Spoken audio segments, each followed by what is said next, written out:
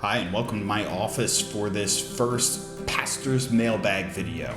We're going to give this a try and see if it takes traction over the months to come. I'd love to sort through your questions and kind of give you some feedback based on what we don't have time to talk about in the sermon. I didn't get any questions for this week, and I gave you short notice. So I have my own question, because one of the things that I would have loved to have talked about in church but just did not find it timely or necessary was to talk about the literal 6 days of creation. Did God create in 6 24-hour days and rest on the seventh? Or did God create in time periods? That word for day in the book of Genesis is actually something that just stands for a long period of time, allowing for the earth and the universe to be millions and millions of years old. Well, I think this gives us opportunity to talk about some important things, not even pertaining to the subject of 24-hour days of creation. And the first is the essentials and the non-essentials of our faith. There was a time where the 6 24-hour days of creation were kind of the litmus test for whether you were faithful to the Bible or going off the rails into liberalism. And what our church's articles of faith really strive to do is they strive to find the places where we can be united as a church body. And then it finds the places that are silent, where we'll allow for there to be a difference of biblical interpretation on some of the finer points of Scripture. So we've defined that it is very important that everybody that's a part of First Baptist Church believes in God as the creator and the one who made us in his image. And that's what I really focused on with the sermons that I taught on this particular subject. But it allows for there to be a difference between how you interpret Genesis 1 and the 24-hour days of creation, or a time period. The vital is that there is an independent creator God who spoke all things into existence. And that is vital for us to believe, because that allows the creator of all things to be the one who makes me and you a new creation. If God is not the creator, we don't have hope of salvation. If God's not the creator, then how do we explain miracles? Miracles are possible because the creator can define the laws of physics and nature to be whatever he needs them to be and whatever he wills them to be. So there are essentials and then there are non-essentials. This is one where we would allow for there to be a difference of opinion, but still serve and worship happily here as part of First Baptist Church. Much of this question comes back to how we interpret the book of Genesis on a scale from this is allegorical to this is something that is literally true. And a lot of people will point to the poetry of Genesis chapter 1 and argue that because it is poetry, we should receive it as poetry rather than accepting it to be as something that is literally a 24-hour day of creation. And I tried to preach the poetry of Genesis chapter 1 by pointing out the elements of repetition in the text.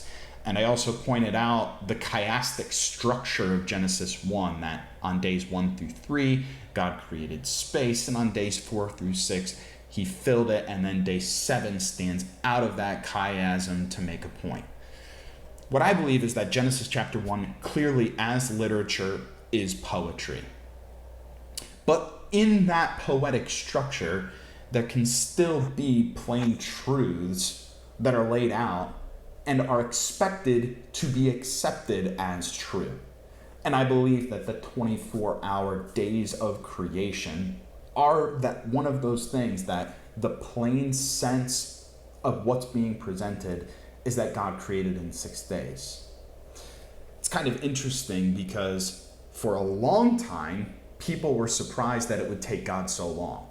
And they struggled for why it would take God 6 days when couldn't God just speak it all into existence and do it with a snap of the fingers? Now, from our 21st century American perspective, we think, how could God have done it so fast in just 6 literal days?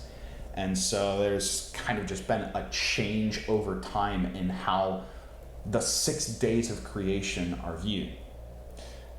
I think that there's a very important reason why God created in 6 days and rested on the 7th. And it all goes back to the rhythms of work and rest that he has established for his people to follow. And I talked about these extensively in the last few sermons, that God created us to work and to care for his creation. And that's what it means to bear the image of God, that he gave us a mind to be creative and thoughtful, that he gave us the resources of his earth to use to promote human flourishing, to make life better, and that he wants us to have dominion over this earth that he gifted to us, and now he wants to take care of as his gift. Just as God established those 6 days of work, then God established his 7th day of rest. And on his day of rest, we cease from the work of creating, we cease from our doing, from our producing, from our making, to be with God, to delight in God, to be refreshed in our soul, and to be rejuvenated for the work week to come.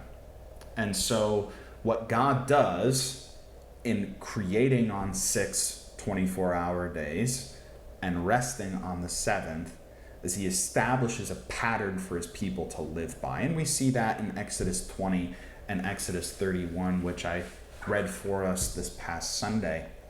And I think Exodus 20 and Exodus 31 may actually be the strongest argument for a literal 6 days of creation. Because in both of those passages, Moses is giving the commandment for the 7th day of rest. And he says, for that's what God did.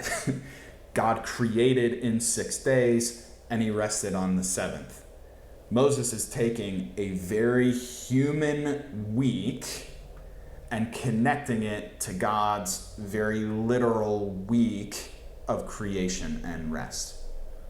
Kind of all honing in and pointing back to, yeah, God actually created in these 24-hour days. Even though there was no sun and moon for the first 3 of those days, and I'm not going to pretend to know exactly how that worked, there was a purpose in the 24-hour days of creation to establish a rhythm of work and rest for his people to follow.